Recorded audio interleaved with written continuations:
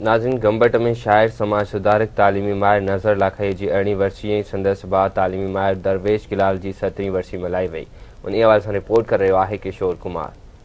सिंध जे नाले वारे शाइर समाज सुधारक तालीमी माहिर शाइरीअ जे मजमूए विखरियल वजूद जे तख़लीक़कार नज़र लाखाई जी 18वीं वर्सी ऐं संदसि भाउ तालीमी माहिर दरवेश गिलाल जी 17वीं वर्सी नज़र लाखाई यादगार कमेटी तरफ़ां गंबट जे मक़ामी हाल में मुनक़िद कई वई।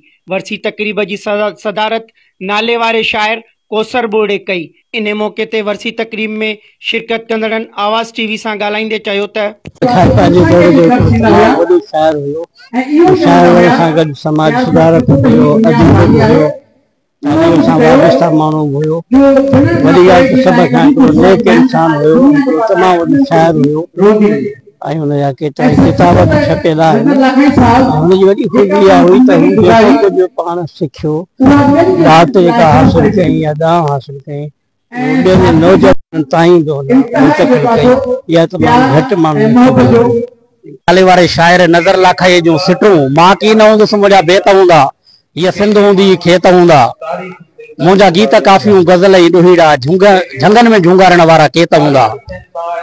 हुननि जेको बि इल्मी अदबी समाजी पोरियो कयो, उहो पोरियो अॼु तव्हां ॾाढो मौजूदु आहे। हुनजा दोस्त, हुनजा अक़ीदतमंद उनजे इल्मी अदबी पोरे खे जेको आहे सो भेटा पेश करण जे लाइ उहे पहुता आहिनि। उन्हनि जी वर्सी आहे। हू जिस्मानी तौर ते असां सां गॾु कोन्हनि, पर रूहानी तौर ते, फिक्री तौर ते हू असां सां गॾु आहिनि, अमर किरदार आहिनि। इन्हनि खे कॾहिं बि मौत न ईंदो। सिंध जो हिकु सुरीलो शाइर हो, सूफ़ीमंद शाइर हो, जंहिं सिंधी अदब ॿोलीअ जे लाइ पाण पतोड़ियो। हुन न सिर्फ़ शाइरी कई पर अमली तौर ते बि हुन पाण मल्हायो।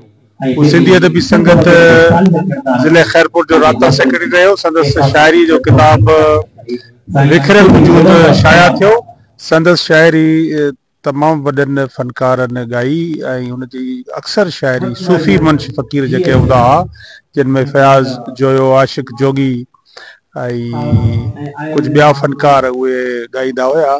जीअं त नाज़रीन तव्हां ॾिठो त सिंध जे नाले वारे नामियारी शाइर अदीब साईं नज़र लाखाई जी 18वीं वर्सी ऐं सीनियर समाजी अॻवान ऐं तालीमदान दरवेश गिलाल जी 17वीं वर्सी के हवाले सां हिते जेको आहे हिकु तक़रीब कोठाई वई। हिन तक़रीब में मुख़्तलिफ़ सियासी समाजी तंज़ीमूं सां तालुक़ रखंदड़ जेके शाइर अदीब हुया पारां जेको आहे वॾी अंग में शिरकत करे संदसि जेको आहे लफ़्ज़नि सां भेटा पेश कई। कैमरामैन आकाश कुमार सां गॾु किशोर कुमार, आवाज़ टीवी न्यूज़, गंबट।